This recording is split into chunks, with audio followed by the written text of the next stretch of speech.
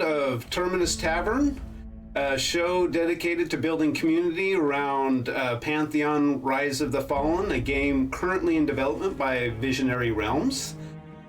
Tonight I have a special guest, Techninja. I am very excited.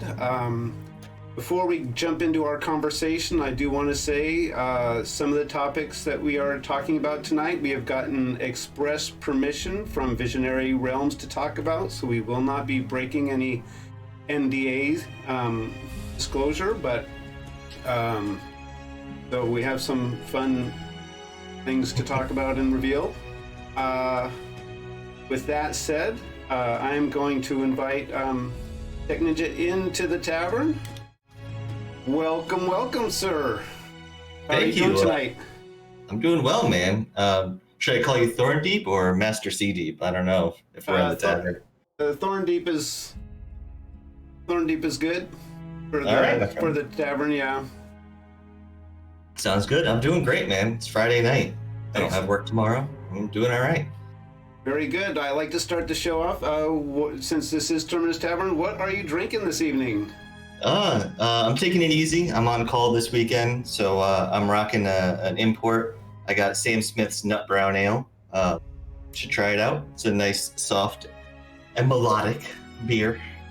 It'll get me through tonight's stream. How about yourself? Excellent. I am drinking. I decided to drink a Stockyard. I got it because I thought that's what you were gonna look like. Really? Okay. All right. I get it. That's how the show's gonna go tonight. You can tell. Fair enough. Hey, man, let's do it. You got 3 chances before I attack back. Just to put it that hey, it's all good. I'm teasing.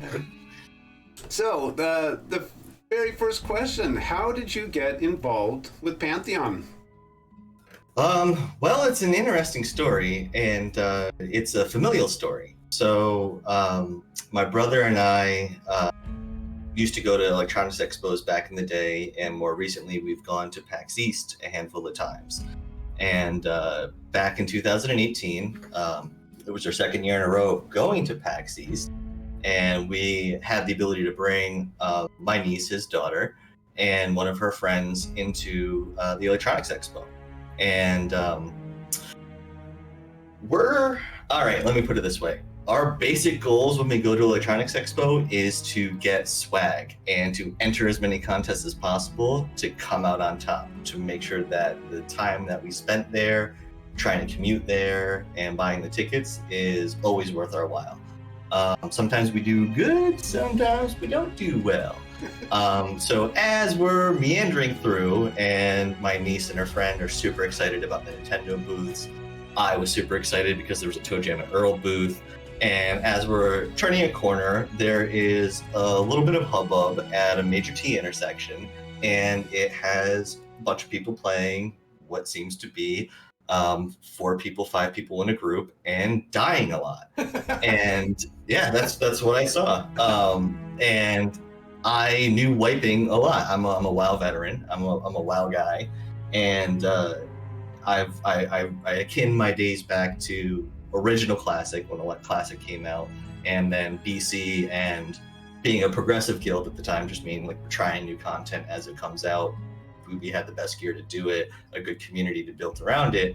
I saw something that I hadn't seen in a while, which was struggle to get through content. So my brother doesn't care about any of this stuff. He's a console gamer. He could care less about AWSD games in any way, shape, or form. So he goes and it's like, I gotta go. I got dad. I can do they gotta go that way. So he runs after the girls, and I stand there like an asshole watching this video for probably 3 to 4 minutes. And then after I'm being bumped into, and I realize, holy crap, the person who's playing is on the other side. That's the person right there is playing. And then at that point, I don't know anyone. I don't know any of the names. I don't know who was there. I can't tell you who I talked to, but I literally spoke in Old English and was a real dork about it. And I was like, doth tell me about the game you play here. What am I witnessing? And they explained it to me, and they said that, it comes from old school gaming. And, I played EverQuest Ruins of Kunark terribly when I was in late high school. I didn't have the dedication or time, and I died a lot. I was Barbarian Warrior. It was not memorable. The game that I played after that, a friend of mine's father worked for Microsoft and got us free access to Asheron's Call, so we played that, and a lot of dead trudges, a lot of scrolls for spells, a lot of putting way too many points into your jumping skill for whatever reason. And they explained to me that this is akin to way back then, when it was more community-based, when you had purposeful engagement between you and the environment, and they said that if I liked what I saw, I should join it for their newsletter, and also that they're having a sweepstakes. Ding, ding, ding, ding, ding. Music's in my ears. Oh, sweepstakes, do you say? Yes, I will sign up to this. I will give you my throwaway email account, and I will sign up. Right?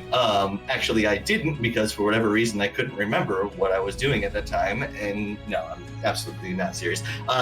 I really liked the game, actually. It hit a lot of the hallmarks of things that I remembered back in the day. And instead of giving them my throwaway, as I was doing for everyone else there, I gave them my real username, my personal name and email, and I signed up to play.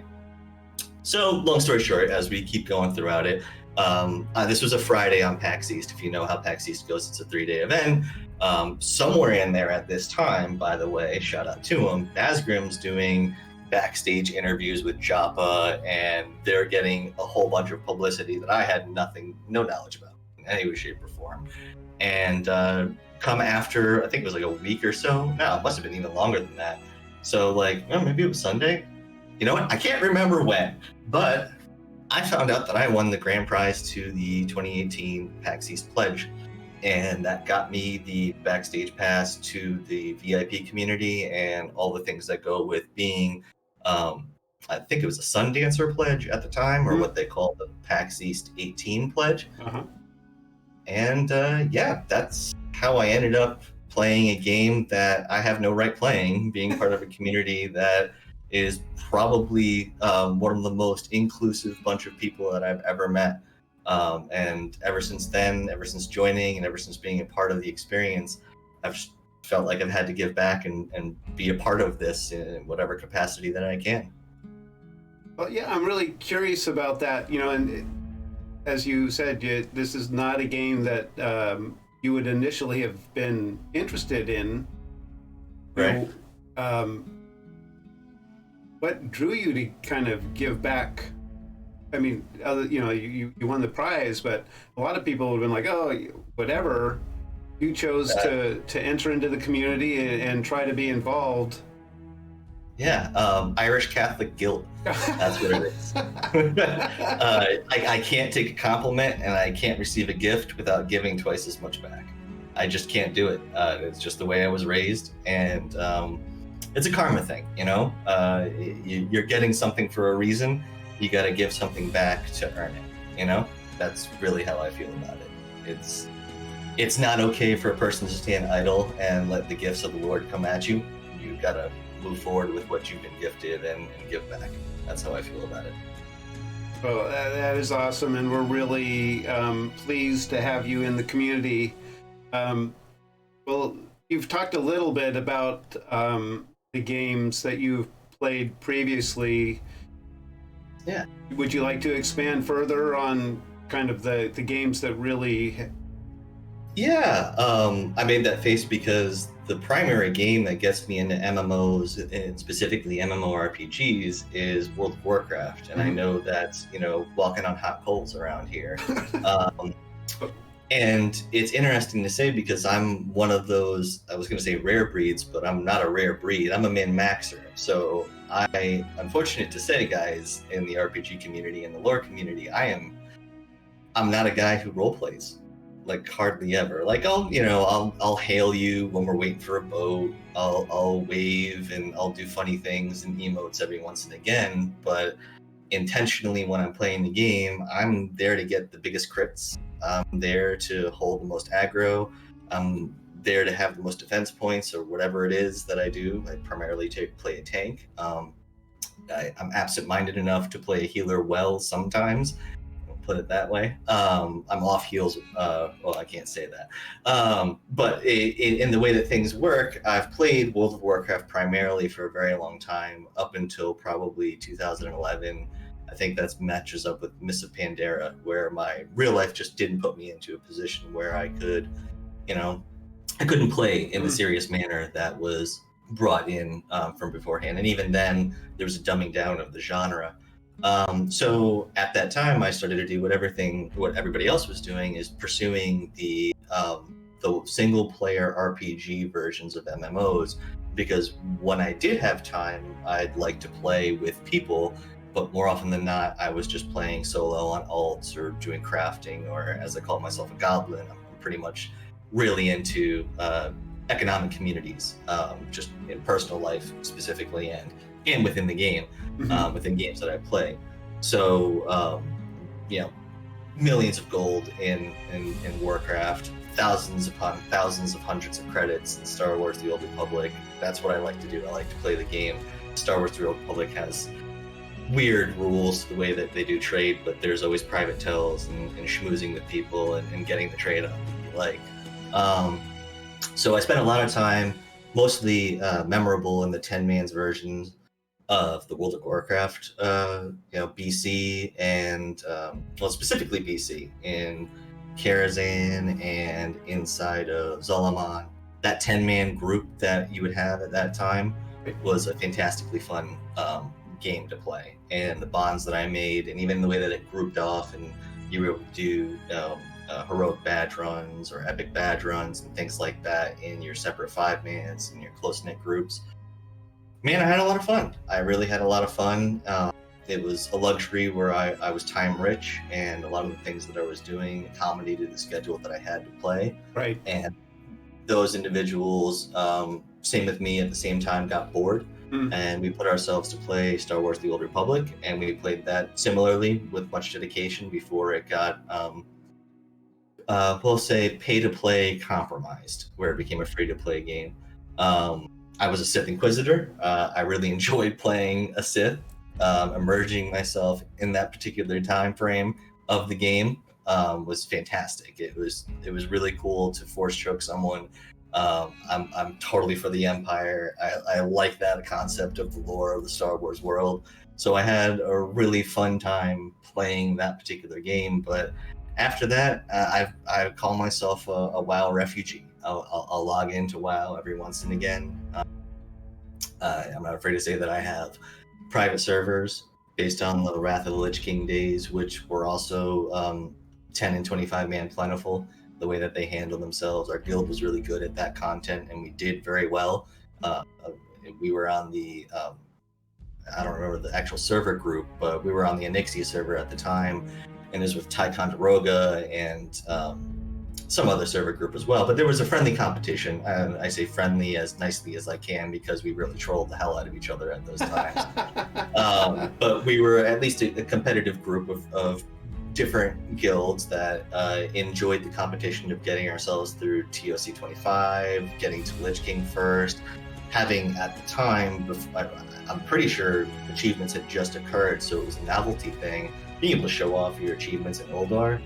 Man, that stuff was incredible. That particular instance was fantastic, and I really regret the idea that Activision took over what Blizzard was trying to accomplish at those times, because I don't know.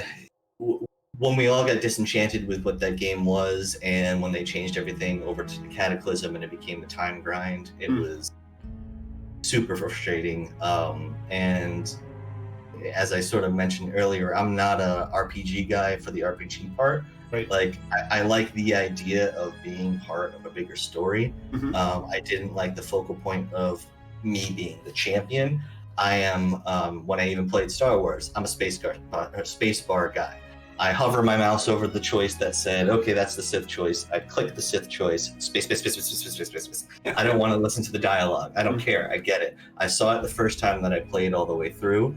I had like every alt that you can have, a light side and dark side. I didn't care at that point.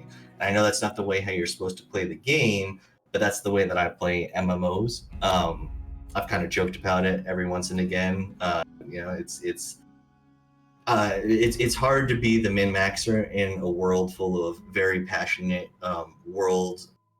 not games people, but it's a game to me. It's fun to play the game. and it's fun to play the game with people. And that's what Pantheon really inspires with me, is that for the first time in like over a decade, I've got a group of people that I enjoy playing with when I do play. And I've got a group of people that I enjoy, like yourself, talking to when we have the free time to do it.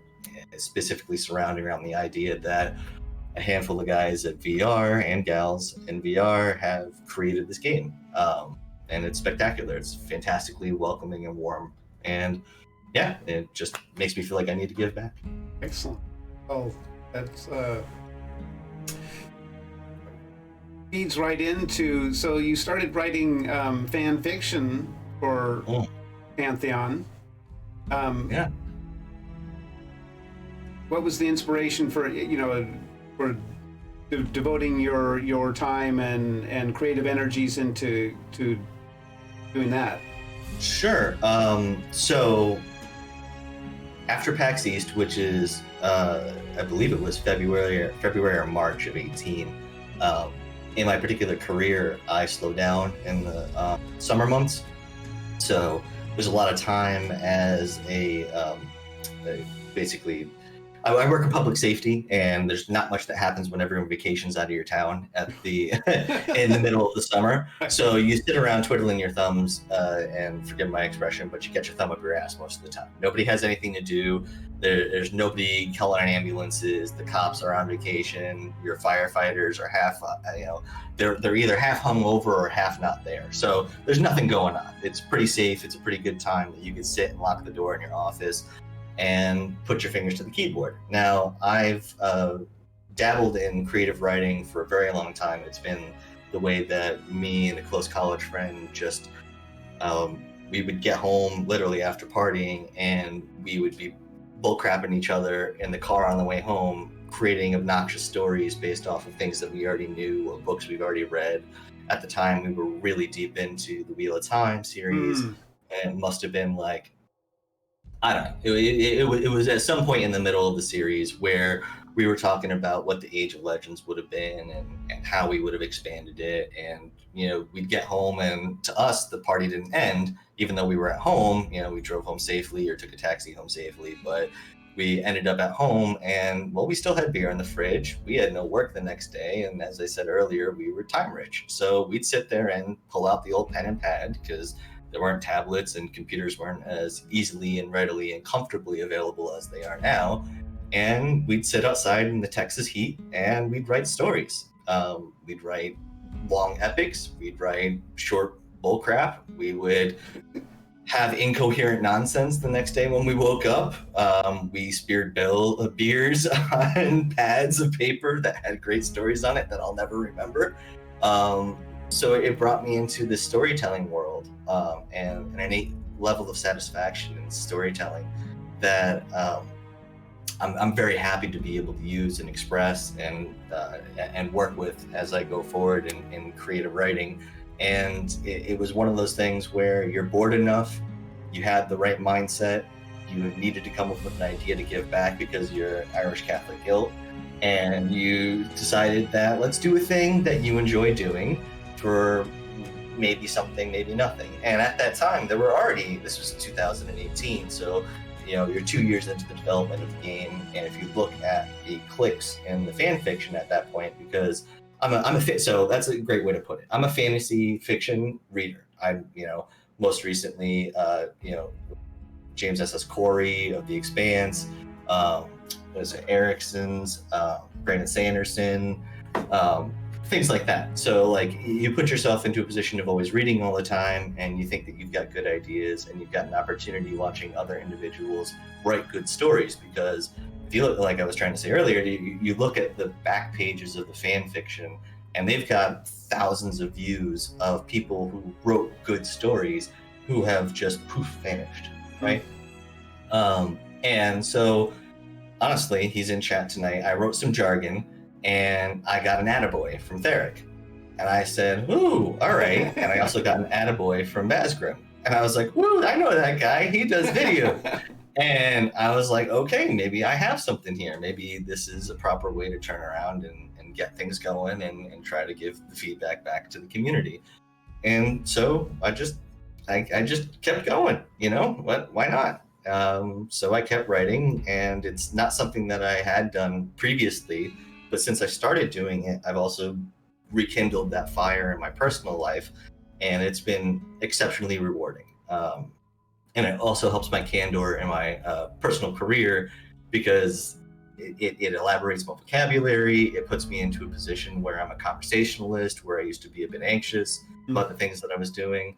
So it's a great way just to also create characters by meeting new people. You tend to be more outgoing, because the more individuals you meet, the more experiences that you have, the better storyteller you are, the more things, more plot conscience that you can become while you're writing. So it's all part of my giving backstory, where it's the only reason why I'm here is because I won something. So I'm one of those people who's also paranoid to the idea that giveth and taketh away. At any given moment, they could be like, yeah, by the way, the steel door closes.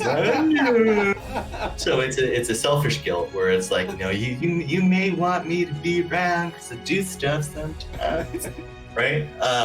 It's just a way to try and make myself relevant, I suppose, more so than anything else.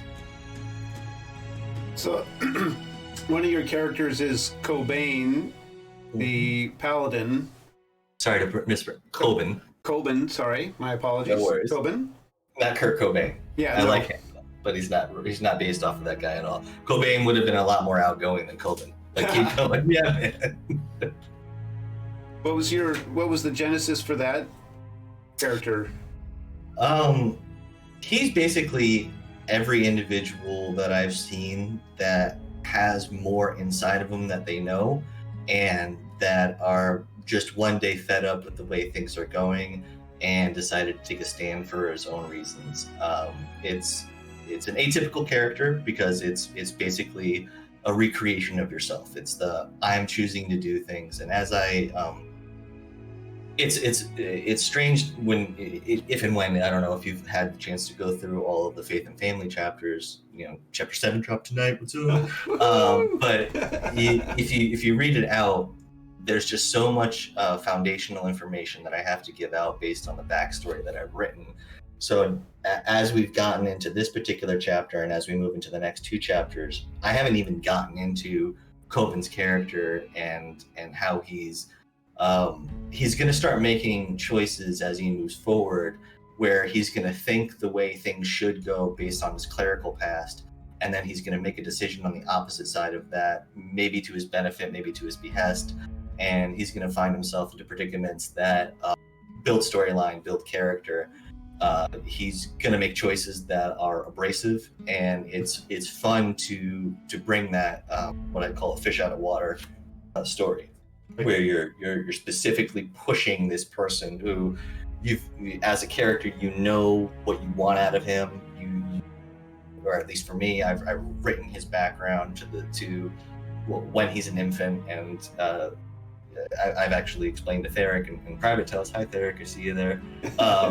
I've explained to him in Private Tales, and I've sort of brought it out with the Wizard's Request. There's a huge foundational story that goes with that particular storyline, which goes all the way back to Daniel's, or the person who has the catalyst for the Faith and Family story upon his death, Daniel Breathing. You find that story that goes all the way back, that produces the character as you know it now. Mm-hmm. And now I'm trying to change who that character is moving forward for this new story based on what I've already written. So it's forceful at best, and it's fun for me to do an so you sort of write the story and then you throw the character into it. Spoilers for all the way that my story is going to go. I may be killing everyone in the story, mostly because right now the area that I build this storyline out of currently doesn't exist in the game anymore. I'm sorry to say. So, maybe a small collision happens, and I'm not quite sure how to build out how that works. But it might be one of those, Rogue One comes to mind, like, yes, it's the story goes on, but these people that who are carrying the story may not be carrying the torch moving forward. And thankfully, the way that I've written my particular portion of it, it's okay if that happens. I don't want that to happen personally. I like these characters, and I can see myself building out this story even more so. But it really depends. It depends on how this world is built outside of any of my intent. VR's got their vision, and there just might not be a reason why these characters would even exist in the first place. If there's no trade route between Rulan's Port and Thronefast, then there's no reason for my main antagonist to turn around and, well, my secondary main antagonist, Earl Savengale, to turn around and bring up a whole bunch of individuals and hire a well-known knight paladin from the campaigns in the north. There's just no reason for it all. So you kind of, as a writer, have to appreciate the fact that in this particular scenario, I'm in no way, shape, or form collaborating in the source material. So I'm at their whims. I'm at their power. So, Justin, hit me up, please. I've never seen that dude on Discord all but once, so shit. He's definitely reclusive. We've gotten glimpses here and there. So I'm noticing that Vesivan, I hope I'm saying that right, asked me a question, and Thorndeep, I told you earlier, I'm going to break their heart. No, man. No, I don't see myself playing this game previously to being part of the pre-alpha experience. Now that I'm in it, and now that I've got a group, and now that I'm moving forward, met everyone, I think that that's also a reason why I have that give back furnace fuel. Is like, if I don't keep doing this part of it, then I'm not going to be able to play the game and enjoy it the way that it's supposed to be enjoyed, because I don't have the time. I shouldn't say that. I wouldn't allocate the time. I wouldn't make time for the game if it didn't mean as much as I think it means to me, as I've gotten this reciprocal community involvement. So no, I don't think that I would have picked Pantheon, but Pantheon picked me. That's the way the Celestials work, man. Boundaries be damned. That's what we're up to, right? Well, yeah, and that, it kind of leads questions I was going to get to later, but we'll kind of jump into that now. In the matter of retention, as you said, Pantheon is not the kind of game that you initially would have been drawn to or interested in at all. Right.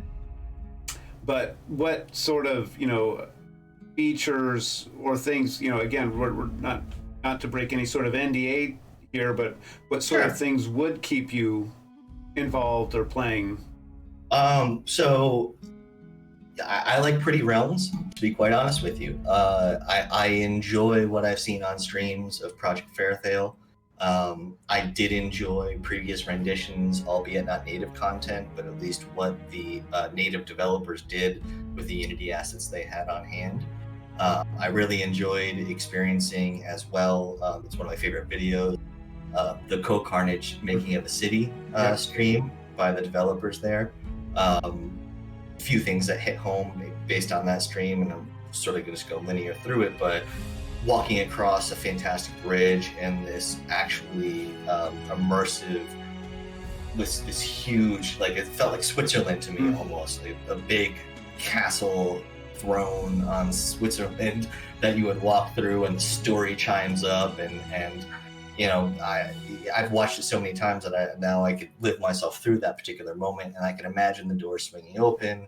I can imagine going through what the developers have imagined on that. So when I see the game, I look at it in terms of potential, right? That's what I love about most of this particular game. It's that it's a lot of individuals harping on what they love, and community developers and community players making sure that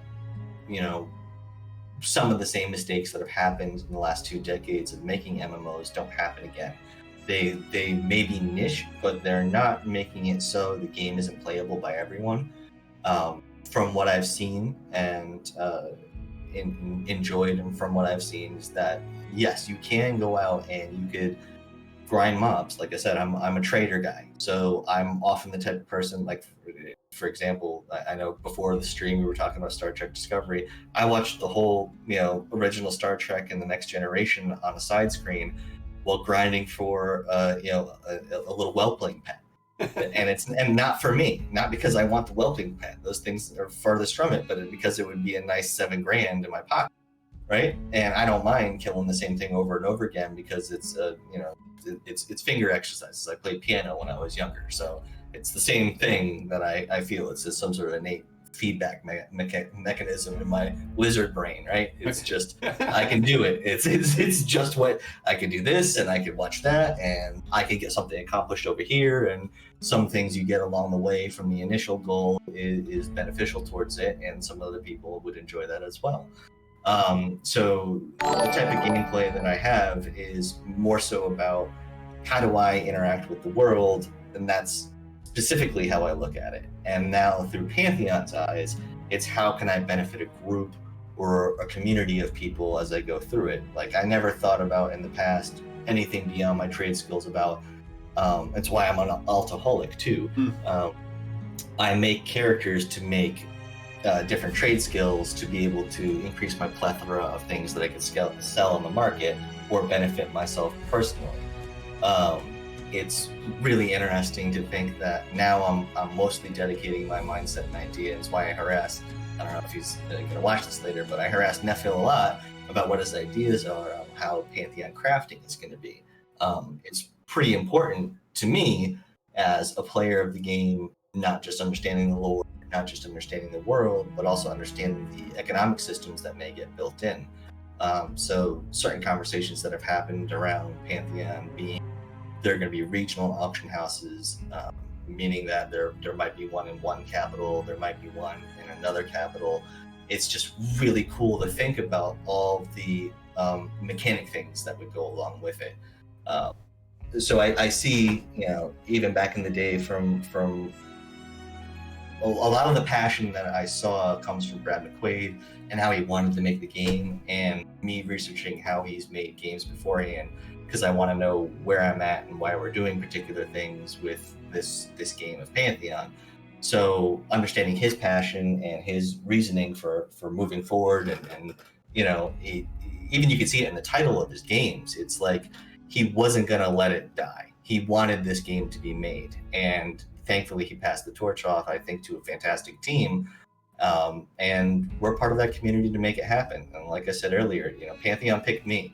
I got to be a part of that. And even if I'm not going to do well in the game, which I don't think I will, I don't think I'm going to hit max level, at least not in the same time frame that like people that I know in the community are going to, as a min-maxer, I don't think I could properly min-max this game just because I don't know how. Like I'm going to have to follow coattails of people, and it's kind of hard when there's no in-game mini-map. And we're going to be the first people who are going to be writing the backbone articles and and the walkthroughs and things like that. And it's just such a new experience, and it's like it's like building the ship you're going to sail on, and it's one of the coolest experiences that I've ever had. And it just is. I'm really happy to be a part of it. Yeah. I'm gonna stop rambling now.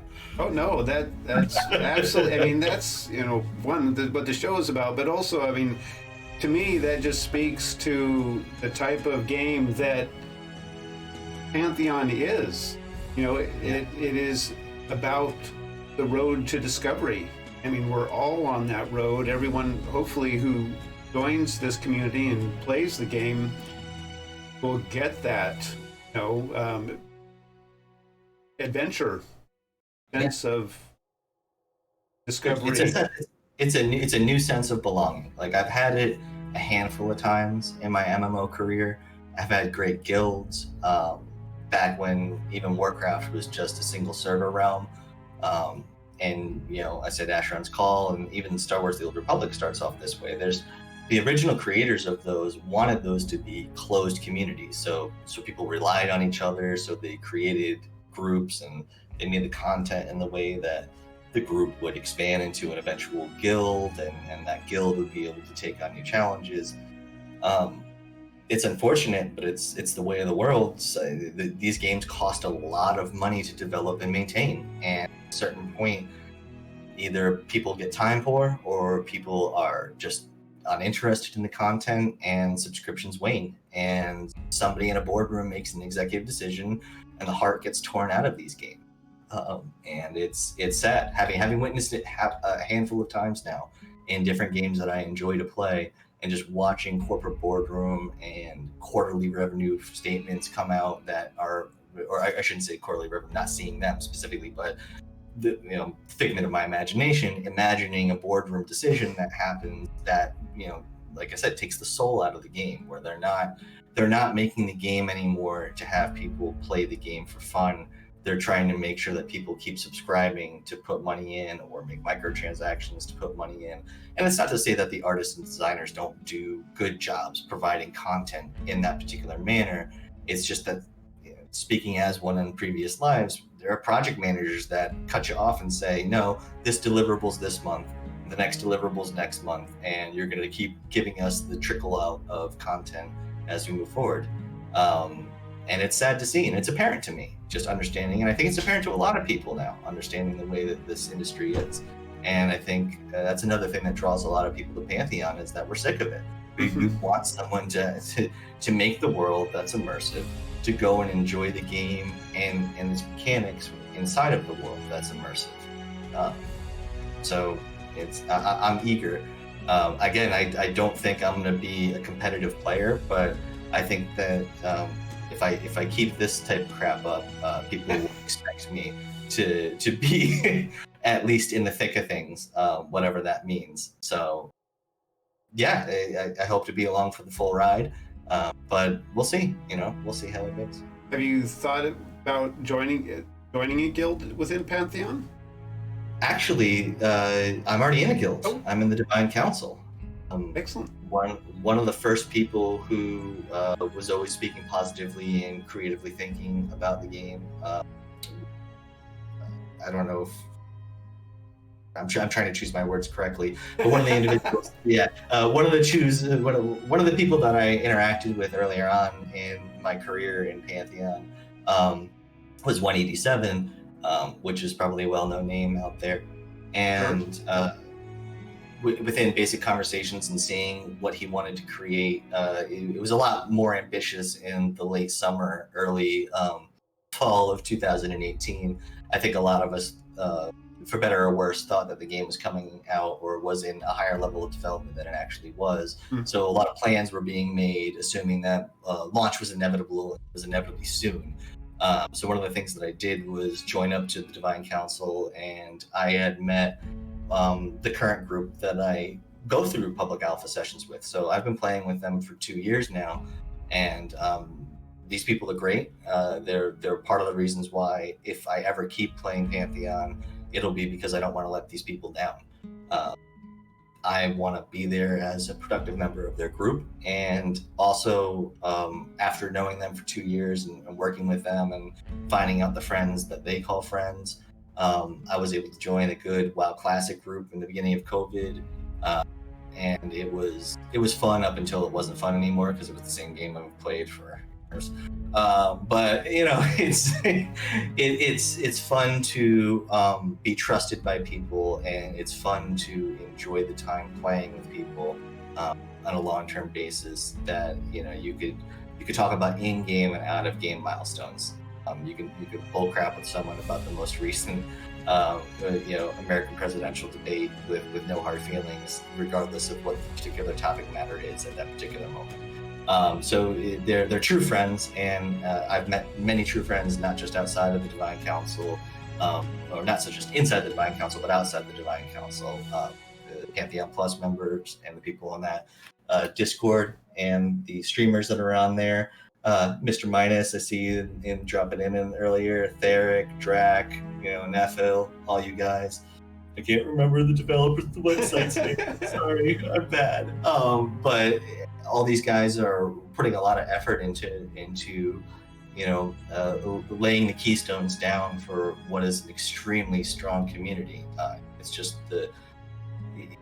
again, I'm circling back and repeating myself now, but it's just, it's awesome to be a part of the individuals, or I don't know if I'm a part of them, but being in the same class of people that are making things happen, that are helping reach out, making content, bringing people in, doing whatever they can to say that, be that flashing neon light on the strip. I said, Pantheon, Pantheon, Pantheon, right? So it's cool. We all have our branding, we all have our way of doing things, and it's just, it's such a sense of belonging that I haven't had, like I said earlier, in a very long time.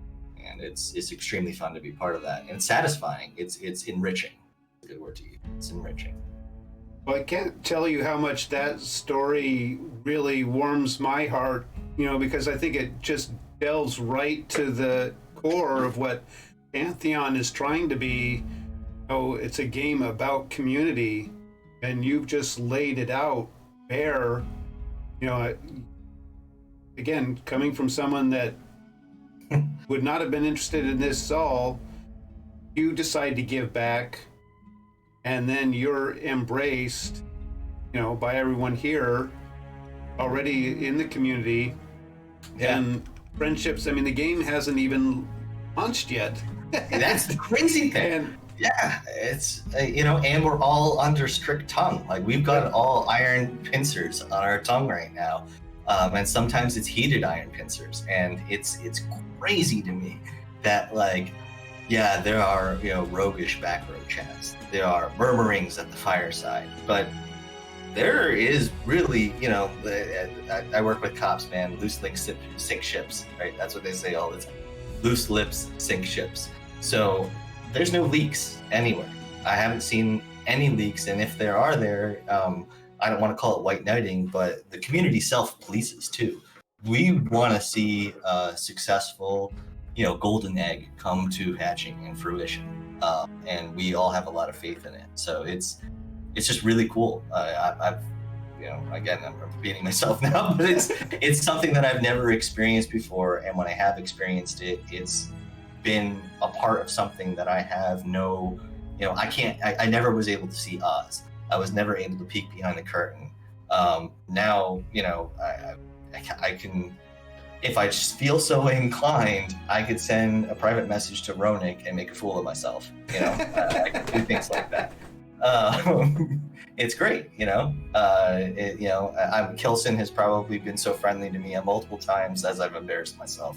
It's great. It's great to be part of this community, and just the other side of the fence is, it's like Tim Allen and Wilson. It's like you go and look and see, and they're there. They're giving advice, or they're dealing with the same crap you are. It's great. It's fun.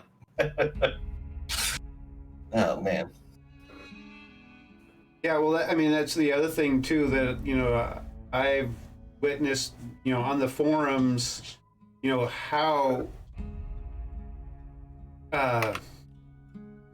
passionate and how communicative the devs have been with the community, and I feel like they've been very generous with their time.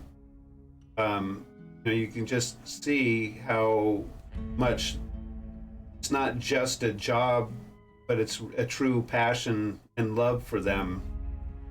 Right. Yeah. Yeah. It's watching how the game has developed, and how even certain individuals who have come and gone, or come back, or who have put their all into it and explain their reasons why, and even the community manager, Kilson, I said his name a couple minutes ago, but he's, I don't know, it must be really interesting for them to keep their head on straight while developing a game, while also managing us fanatics, because even myself, even the unwitting, grand prize winner is a fanatic. Ferric mentioned it in chat a couple minutes ago as well, is that I'm always like somewhere in the chat. Like, there's some places that I've had to remove myself from, and I always have that weird foot and mouth spotlight syndrome where, like, was I supposed to say that? I don't think I should have said that. Maybe I should have said that. Maybe I should explain myself more. I don't know. I feel really weird just like getting out there and interacting with people, but sometimes there's a catalyst that I hear or I read, and I feel it's just obligatory. You know, as much as these guys are sticking their neck out and making the game and sacrificing their time, like, I'm sorry, I'm stumbling over NDA.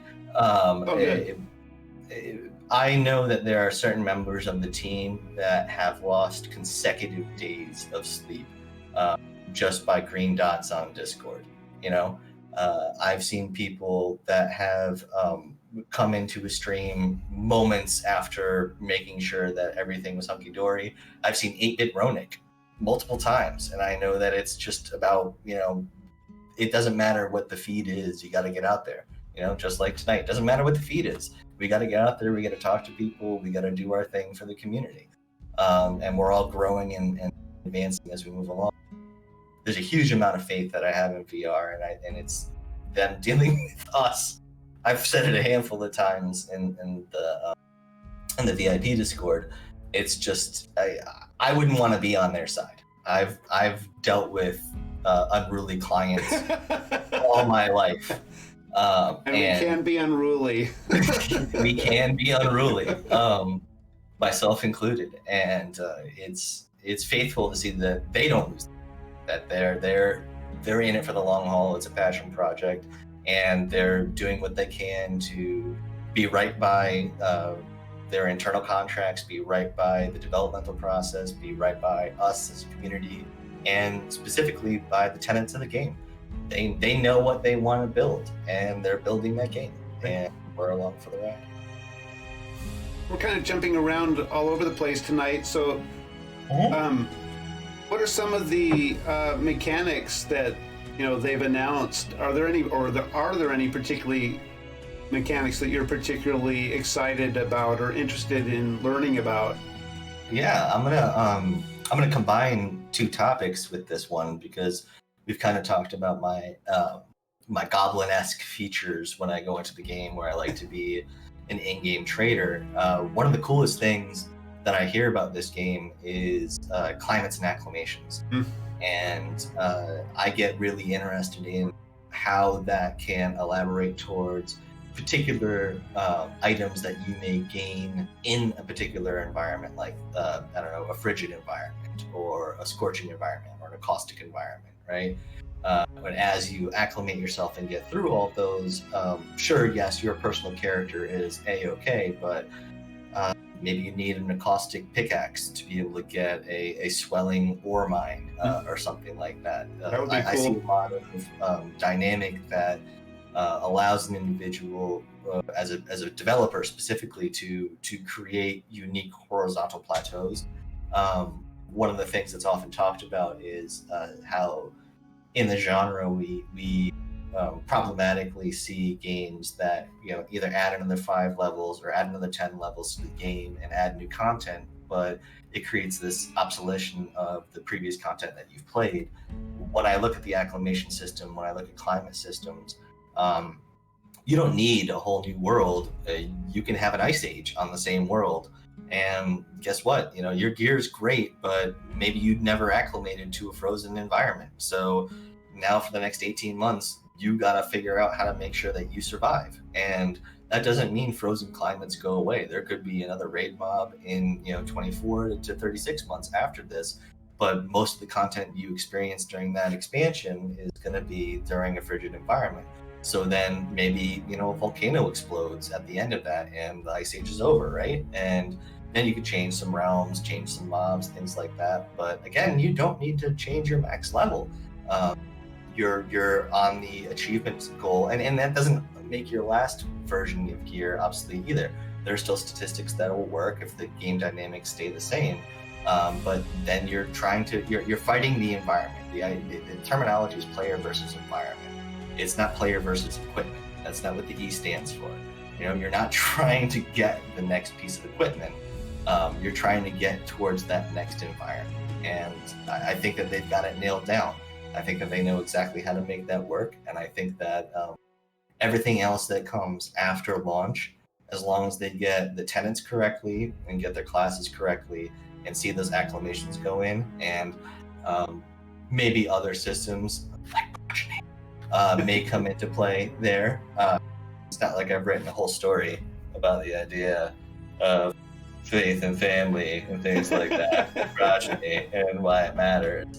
And just giving more content to work with, VR would be great. But it's one of the most. That's aside from that, it's difficult to speak about it because there's nothing there that we can speak about other than an idea, and everyone has the idea of what progeny means. Growing up, like I said way earlier, I think the only AWSD game that my brother played were like Galaxy Quest, Dragon's Lair, Galaxy Quest, and things like that. And then MUDs.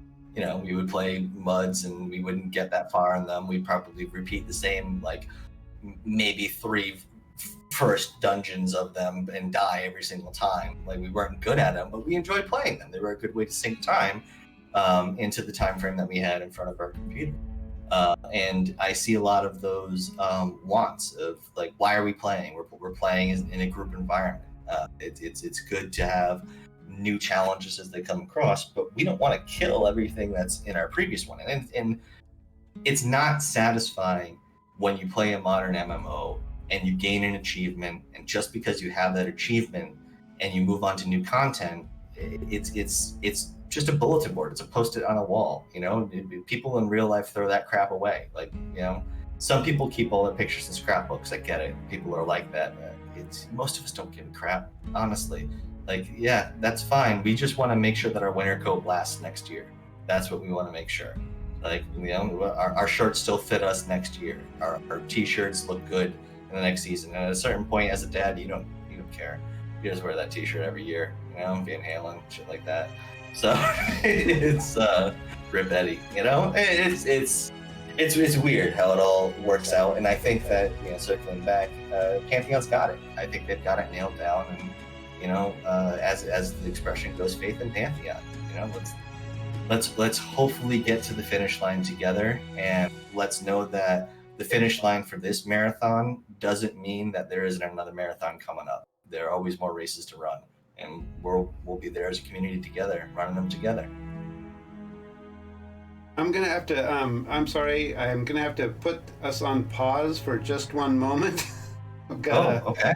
I will be right back, and I really apologize for this. My God. What's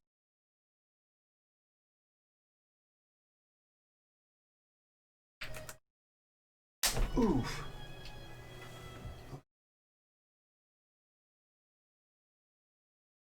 Wiggle it. Okay. Just wiggle it.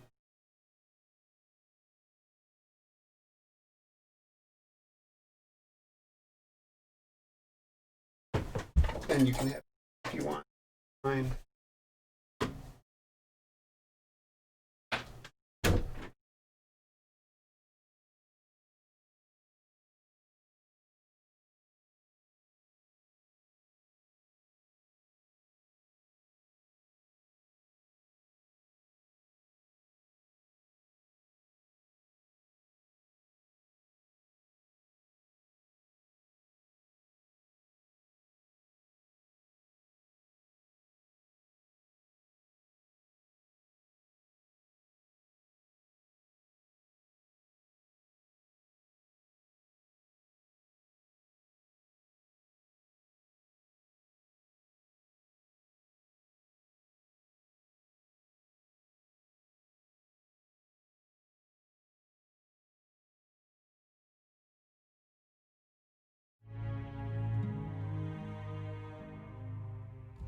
I do apologize for that. My daughter got her finger somehow stuck on some rubber device and it needed removing.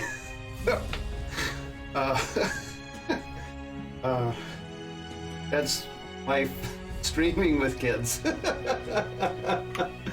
Jeez, man. Well, I hope she's all right. She's fine. It just kind of freaked her out. She's not hurt. Yeah, the rogue trap worked. Anyway, I do apologize for that, everybody. And now probably the dogs will start to bark too, just to, cap everything off. Hey, all right. Real life aggro. Right, know how exactly. we all know how it goes. So then switching. Yeah, I have no clue where we were. Go ahead, try it out. Try it out. Try anything. Let's go for any of these questions. Many of the things that you've talked about made me think of, the importance of a horizontal progression, and it seems like you're a really big fan of that. And it also brings me, our next guest will be Nefel, who's a big fan of horizontal progression. I'm a big fan of his. So excellent. Yeah. So your thoughts on horizontal progression and kind of what things you'd like to see, you hope that Pantheon will have to, you mentioned the climates, which is a huge one, and the atmospheres, but are there other things you would like to see that might? Oh yeah. So I know most of our experiences have been, rainfall specifically, right? And I believe King's Reach is the other continent with White Thaw, right? So I am very curious to see how the world at large is built out and how an individual player, because as it's been explained to me, because I'm ignorant, I ask a lot of questions, and I ask a lot of dumb questions to the community. And a couple of things that I ask is how long is travel time going to take? I'm like I said, I'm a WoW refugee. I'm used to, absent-mindedly hitting numlock, finding your flight path and riding your flight path to the main city, and then taking some arbitrary continent ride to A to B. Well, there are no flight paths in Pantheon, and there are no horses as of yet, no mounts of any kind that I understand, at least to the leveling individuals as we're knowing it in the first iteration that we've seen on streams and things like that. So I'm very curious as to, how long does it take for me, say I'm a human that's, maybe a human warrior that's spawned outside of Thronefast, and I want to get my way all the way over to Kadasa. We don't even know where that is, or some other, the gnomish areas on the other side of the world at that point.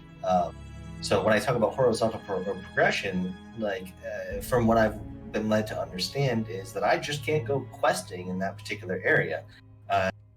I've got to, if I was looking for experience, I shouldn't be doing the thing of traveling, which is a huge part of horizontal games, right? So if I'm traveling, that means I've reached a particular level, I'm secure enough in my character and my ability to play, and now I'm going to go take my time and efforts that I've had on this continent, and I'm going to reproduce that somewhere else. And I might have to go find a minor warrior trainer, and I might have to do what they ask me to, and go earn the trust and factions of those individuals as I move forward.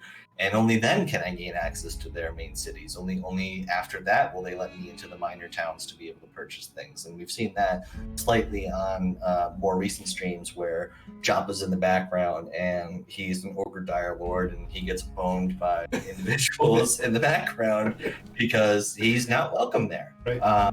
And you could expect the opposite of that if you're welcome in said city on the stream and you go towards the ogre's hometown somewhere. We don't quite know where that is yet, right? As it all gets built out, I'm not going to be welcome there. So I like the original faction grinds. I like incremental increases. I'm about those types of things. I know that some people hate grinds, and I understand the idea to circumvent that with other manners of speaking, but other types of gameplay. But I'm totally cool with all right, that camp over there, when you kill that guy, he's gonna give you 7 points towards the faction that you're trying to get, and you need 7,000 points before you get where you need to go. good luck, have fun, right? I'm with that. If it takes me 3 months to do that, and that's why I say that I don't think I'm gonna be a max level player with the first group of max level people, because there are gonna be aspects of the game that interest me that aren't going out and learning to raid. Yeah, I'm a min-maxer. Yeah, I'm gonna be able to have the best gear that's out there. But I think for the first time ever, I kind of want to explore the world, because especially the way that the keeper aspect holds up is that even if I'm max level, even if I'm with those raiders in that first iteration, those motherfuckers aren't getting the best, because they don't know the world. Right. How could you turn around and fight that boss the right way, or open the chest the correct way, or find the hidden vault underneath the world if you have no perception of the way that the world's going to work, right? So are you really beating the boss at that? Maybe you're not. Maybe you're only getting halfway through that dungeon, and it's satisfying because you've gotten halfway through that dungeon, right? But you have to experience the world in its entirety to be able to accomplish the goals from what I think VR is trying to develop. And being a time poor individual and knowing what it'll take to go into that, slow and steady wins the race, you know? And by all means, it's slow and steady wins the race. Yeah, I mean, VR has said over and over, they're aiming to make, you able to accomplish something meaningful in 2-hour time slots, because they recognize that, most of us don't have, hours and hours and hours to devote to the game. So right, yeah, and yes, it may take us years, hopefully. For me, I'm one of those people that the journey can take as long as it, Yeah, well, I think realistically, though, I probably am being far too paranoid. I think that I kind of went on a tangent earlier, and you talk about deliverables, and I think that we do live in a 15-minute time frame of news cycles and things like that. You got to get the content out there. You got to keep people hooked, right? So it's their challenge. It's VR's challenge to figure out how to be the best of both, right? How can you get that person in there for 2 hours and be it satisfying and be it in-game rewarding, meaning that you've earned a level, or you've gotten a piece of gear, or you've done something substantial. I don't know how that's accomplished, and good luck to them for figuring it out. I know what I want to see out of it, but I'm just one person, right? So they're... So what is it? More specifically, what in the 2-hour time frame? What would you hope to accomplish? What would feel meaningful to you? Okay, I'm a tank and I'm a dungeon whore. In 2 hours, I'd like to run 2 dungeons. To be perfectly honest with you, and I'm like I said, I've been more so the guy who plays the solo RPG where I feel I've gathered enough gear where I can use the group finder. And I know that's a toxic world around here to say. It's like, we don't want group finders. We don't want to get there. And what I mean by group finders, we don't want automatic queues. We don't want to just be presented into the world. But if I have 2 hours to play, and let's put a week there, right? So let's say that I'm, for fun, right, level 20. I'm a level 20 warrior, and I've got high AC count, and I feel pretty confident in my ability to tank. And I've been in a couple of groups here and there. I've done some quests. I've got perception pings. I've crafted some gears. I've traded some stuff for new crafted gears. I'm pretty well done. I've done my Google search. I've talked to people in Discord. I figured out that I can do this dungeon as a tank. So I'm going to take my Monday afternoon after I'm confident, and I'm going to travel to that dungeon. And it probably will take me, from what I understand, all day to travel to that dungeon. And it should be satisfying to me. There should be things along the way, a new binding stone, a new town I've never seen, things like that. I'm seeing new sights, I'm experiencing it, and I understand that by the time I get to the dungeon, I'm not going to be able to play the dungeon, right? I'm just there in a safe spot, and I've camped. And then I get out for work the next day. I do my household chores. I do what needs to be done. And then I log on and I want to bark. I'm going to bark and say, hey, tank, looking for group. and would like to play. And I would hope that I would be able to find in some way, shape, or form, whether through some internal UI bulletin board or just through out of character, but out of character can be unreliable. I'd like there to be a reason and a way within the game for me to get into that dungeon successfully, cleanly, and go through it.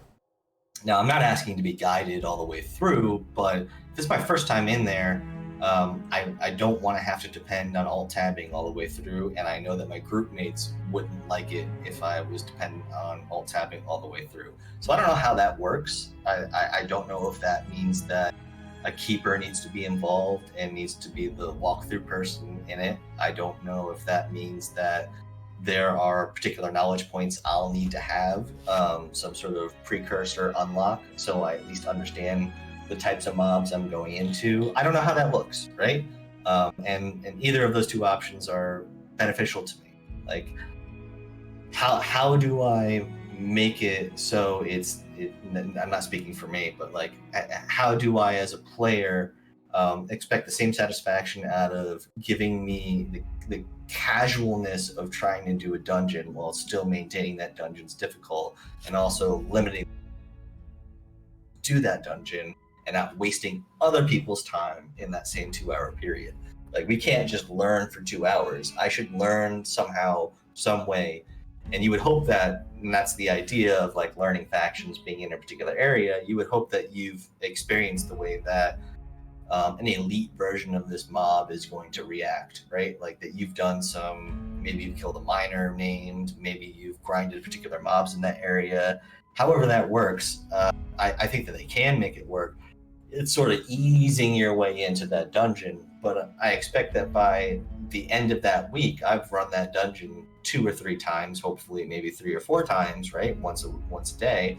And I come out with gear and a couple of levels, and maybe I'm now 24, maybe I'm now 25, but not only that, but I'm absolutely more geared than I was before. And then I go home.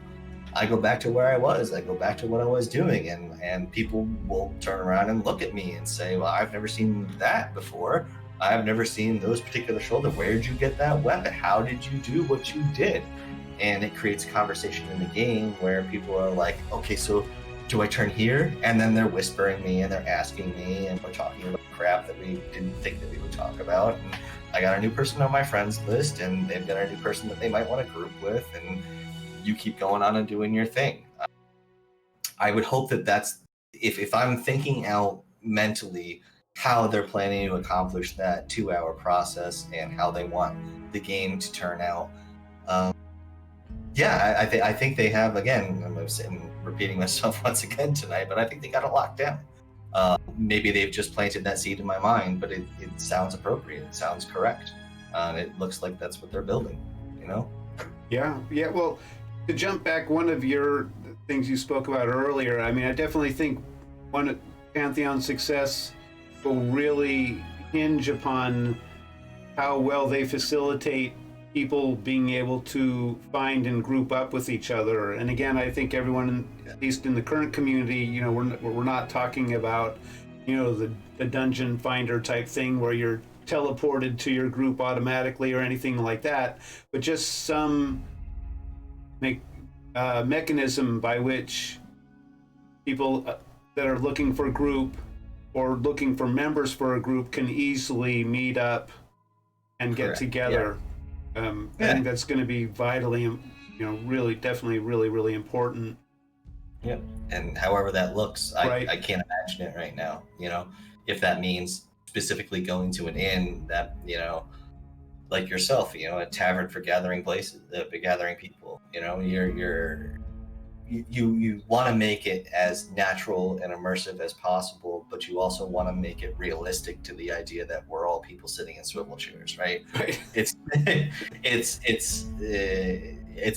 a difficult crossroads, and foundationally, how do you accomplish it? I don't know. Again, I'm not the developers. Good luck VR. We're counting on you, right? It's basically. So jumping again to now a different idea, so I'm going to throw this at you. VR's talked a lot about their dungeons not being linear,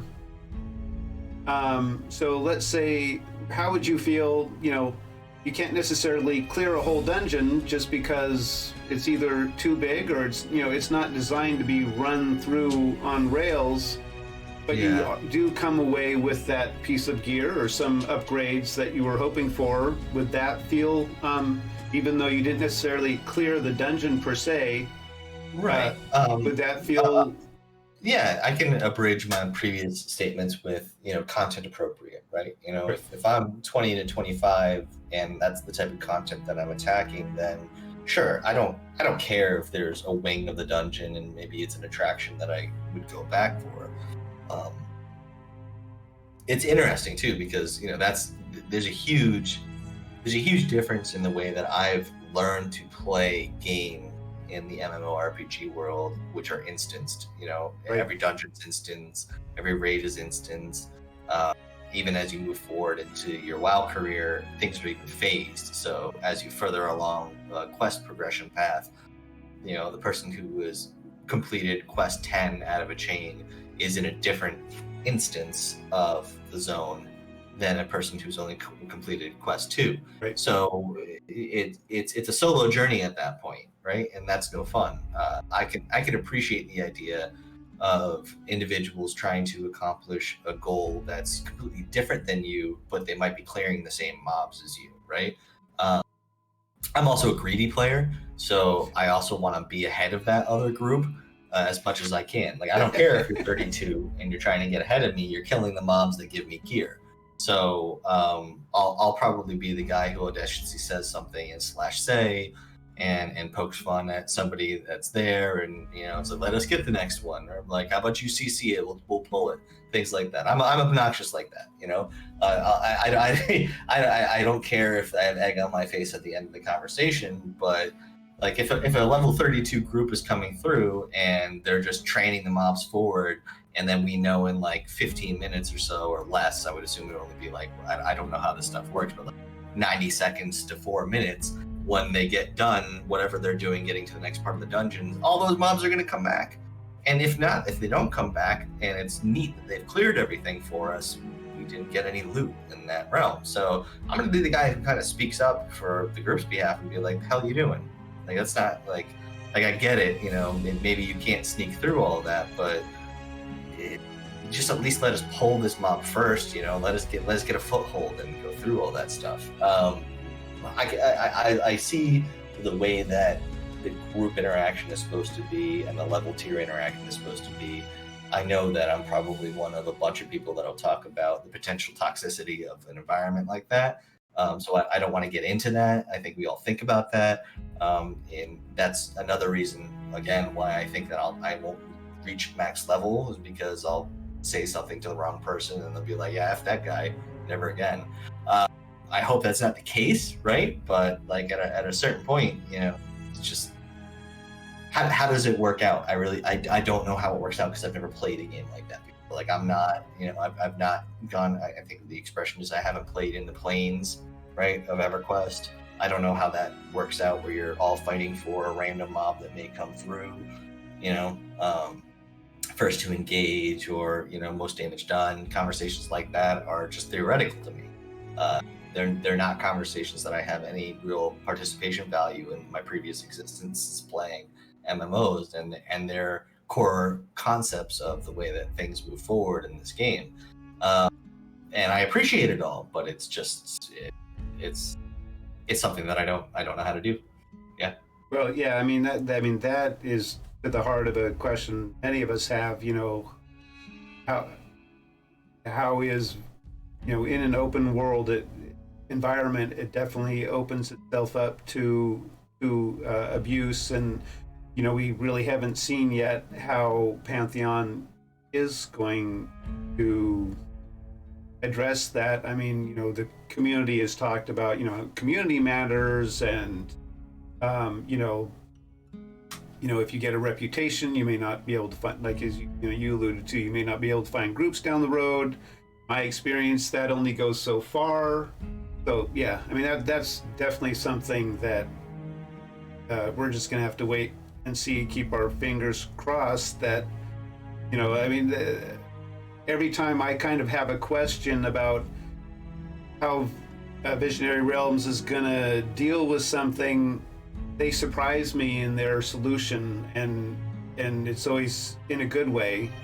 So I'm just, I have a feeling like clearly it has to be something that they've thought about. Right. They haven't revealed it to us yet. So I'm hopeful, but it's, kind of a holding breath, and, so we'll have to wait and see on that one.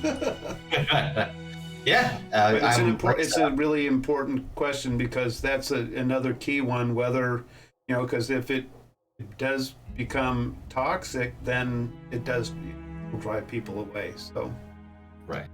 I have faith in Pantheon, trust in Pantheon. So they haven't put me astray. And yeah, I'm eager, and especially more recently, full steam ahead, right? The most recent dev letter, the way that things have been looking on their streams, I think they've got the right path ahead of them. And if anything that we've seen is validation for the way that we are hoping things will continue,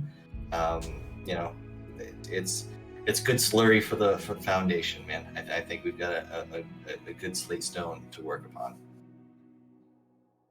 I'm going to jump to some questions. I'm going to paraphrase. All right. Someone thinks you should get some socks. Me? Yeah. Sorry, dude. I apologize. No.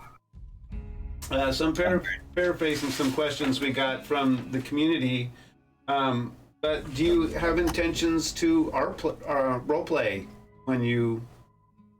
So, completely honest, I have no intention to roleplay. However, I think it would be a lot of fun to play my characters that I'm writing about on a role-playing server if they'd be recognized. That's a very selfish point of view of it. Like I'm not the type of person that would go out there and, as much as my original story in the stream tonight was me being absolutely obnoxious towards the VR devs at the booth at PAX East 18, be like, tell me more about the game that you have. Doth thou have a subscription that I could assign to, right? I'm not like that at all. I'm stupid when it comes to my experience with R playing. When you wait for a boat, can I /fart on you? Because I'm gonna do that, right? I might burp in general while pretending to fish. I'll drink a beer if the beer has an emote that says I'm drinking the beer. Things like that. I'm not playing to create a super story inside of the game that I'm playing, because the game in and of itself is the thing that I'm trying to experience.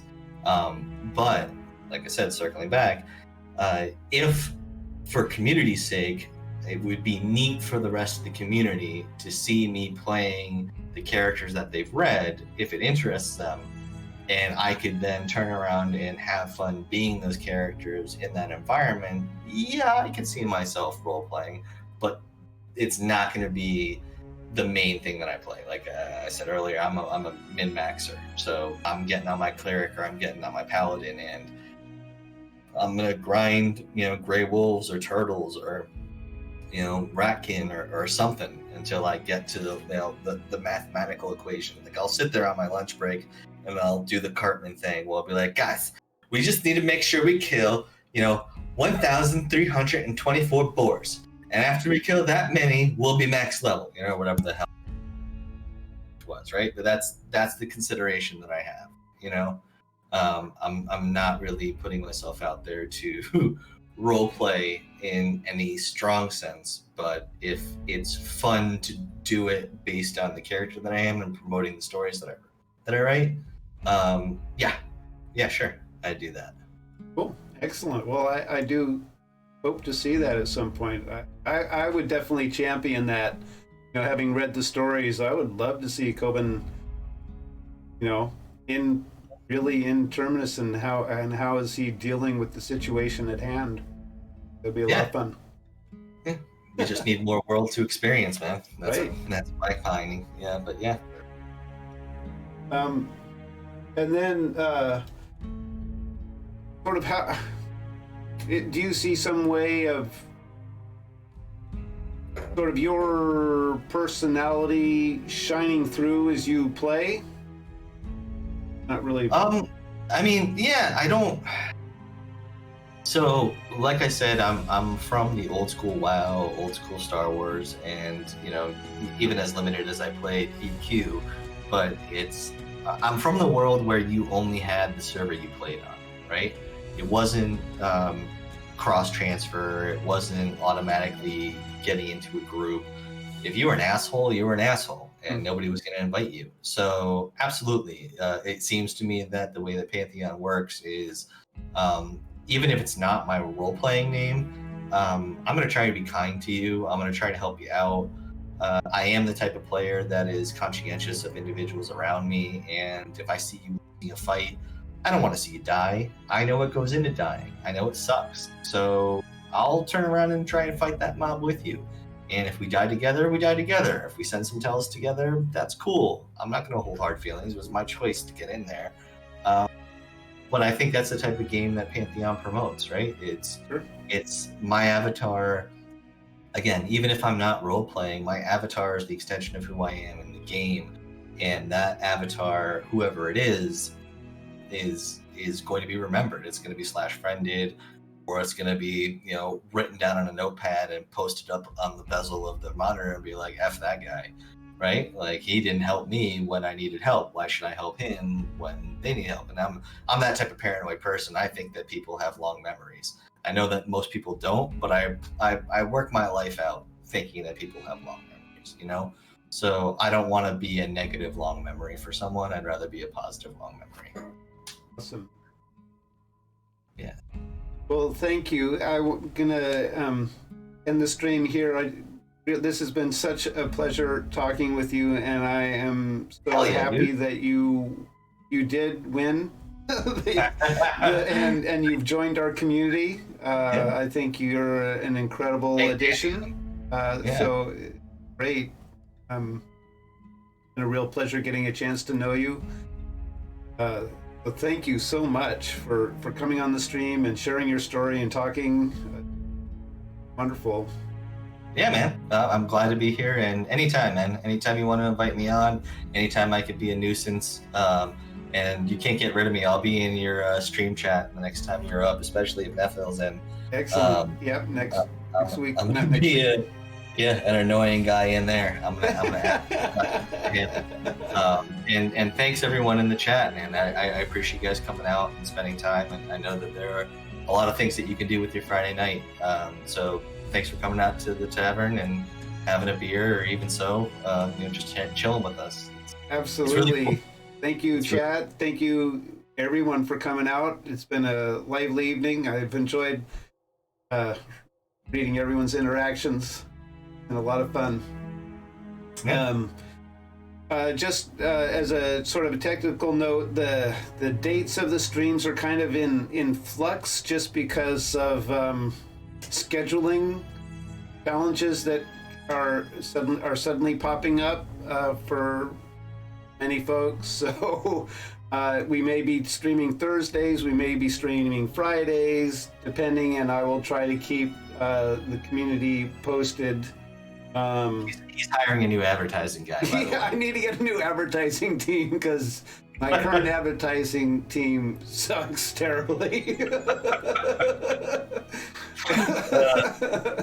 Only myself to blame. I'm teasing, man. So thank you all, and in a couple of weeks, either Thursday night or Friday night, we'll be having Neffel on. And again, thank you, Techninja, and thank you all, and we will see you all soon. Yep. Much love, community. Thanks for coming out. Peace all.